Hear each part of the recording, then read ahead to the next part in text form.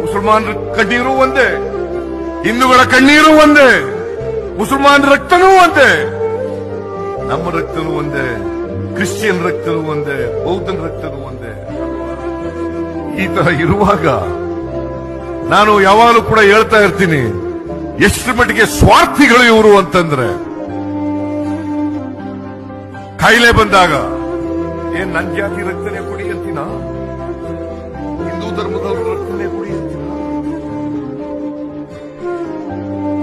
ಯಾರ ರಕ್ತ ಆದ್ರೂ ಸಾಕಪ್ಪ, ನಾ ಬದುಕಿದ್ರು ಸಾಕು. ಮುಸಲ್ಮಾನ್ ರಕ್ತನಾರು ಕೊಡಿ, ಕ್ರಿಶ್ಚಿಯನ್ ರಕ್ತನಾರು ಕೊಡಿ, ಹಿಂದೂ ರಕ್ತನಾರು ಕೊಡಿ, ಬೌದ್ಧ ರಕ್ತನಾರು ಕೊಡಿ ಅಂತ ಬದುಕಿದ ಮೇಲೆ ನೀನು ಮುಸ್ಲಿಮ, ನೀನು ಕ್ರಿಶ್ಚಿಯನ್, ನೀನು ಹಿಂದೂ ಅಂತೇಳಿ ಭೇದ ಭಾವ ಮಾಡ್ತಾ ಇದ್ದೀರಲ್ಲ, ನಿಮ್ಗೇನಾದ್ರು ಮನುಷ್ಯತ್ವ ಇದೆಯಾ ಅಂತಕ್ಕಂಥ ಪ್ರಶ್ನೆಯನ್ನ ಇವ್ರಿಗೆ ಕೇಳಬೇಕಾಗ್ತದೆ. ಮುಸಲ್ಮಾನರ ಕಣ್ಣೀರು ಒಂದೇ, ಹಿಂದೂಗಳ